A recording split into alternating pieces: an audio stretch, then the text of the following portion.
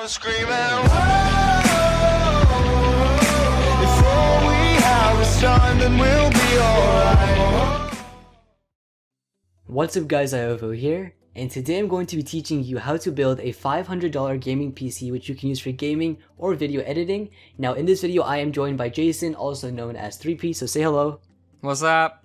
And we're going to be going through all the parts you need to build this PC. Now for this build we're using parts on Amazon, so the prices may fluctuate a bit, but for the most part it'll come in around $500 and it should get the job done when it comes to basic gaming, so it'll be able to run games at 1080p, 30 FPS I believe. Yeah. We should be able to run at 1080p, probably 30 FPS, and 720p you'll definitely be able to get much higher, but it'll fluctuate. Like more than likely you'll be able to run most games solidly without any issues on medium settings. You can try and experiment on some easy games in high settings, like maybe ones that aren't as really CPU intensive, like maybe you can try and turn it up on Minecraft, just turn down your chunks.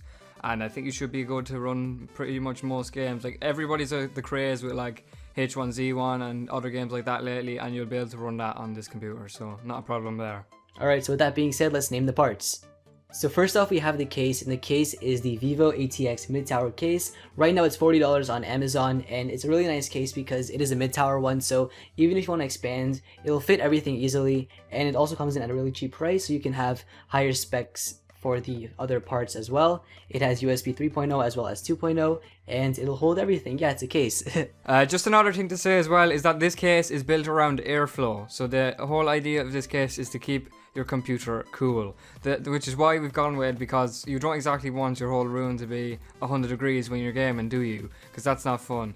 And it's got 4 fan mounts, which is another thing that it's regarded to where it's airflow, so you shouldn't have a problem with it getting too hot or having problems with temperature with your computer. You should be able to run it pretty much just fine, even while using the stock cooler for the CPU that is coming up very soon. Okay, so next up is the motherboard. Right here we've got the Gigabyte AM3 Plus AMD DDR3, and it is a nice little bit of kit. It's not too cheap, it's not too dear I should say, but it's very nice, and currently it's on offer and it's $56 over on Amazon. It might fluctuate again, like we say, because it's, you know, offers come and go. But it's a really good, nice motherboard. It's not insane, but it gets the job done, and it's got all the right sockets you need. It'll fit everything nicely, and it'll fit the RAM that we plan to use without a problem, because it's got 2 slots and it's got other slots. This is literally just, there's not a whole lot to say. It's just a really good motherboard, and it's by Gigabyte, or their trusty brand. Next up we have the graphics card. Now when it comes to building a gaming PC, the graphics card is one of the most important components to run the games, so we went with a pricier option, which is the EVGA GeForce GTX 750 Ti.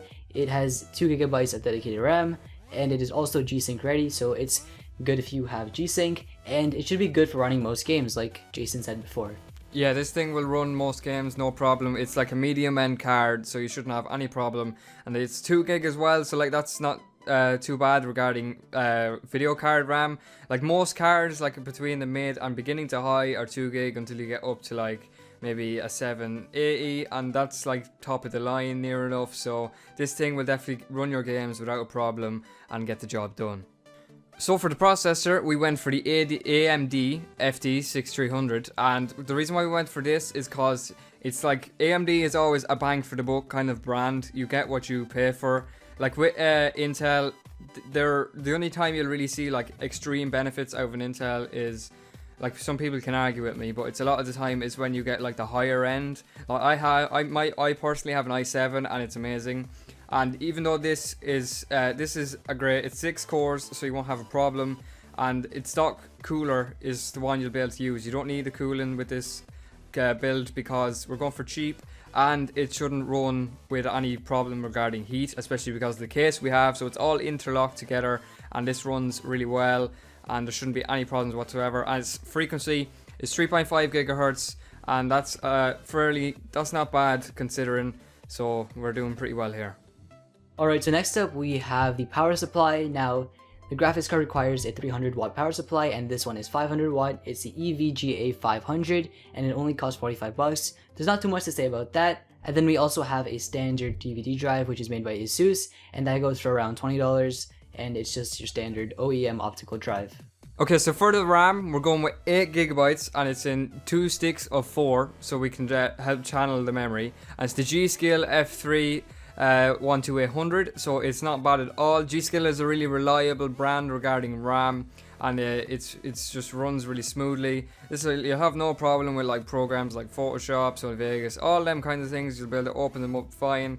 It might take maybe like 30 seconds to open the programs, so because they are RAM heavy, but you'll be able to do the programs with absolutely no problem whatsoever.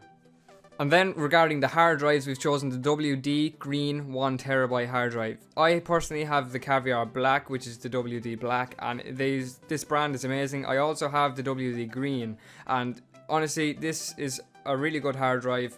It's got lots of space. A terabyte is sound for whatever you need in this computer, and it's more than enough for what you need regarding, because Windows 10, if you get Windows 10, it's not very big, and then that leaves a lot of space for your video files or whatever you may be using this computer for, and it's a solid choice for a hard drive. Alright, so that's about it. Like I said, this is a very budget build. It's not too expensive, but at the same time, for the money you're paying, you're definitely getting a good value out of it. And with this PC, you're going to be able to play a bunch of games that you've been wanting to play, and it's not too expensive. So hopefully you guys did enjoy this video. Special thank you to 3Piece for helping me make it. It would be awesome if you guys can check out his channel, maybe get him to 1,000 subscribers. And also, if you guys did enjoy this video, be sure to give it a big thumbs up. And as always, thanks for watching. My name is Iovo, and I'm signing out.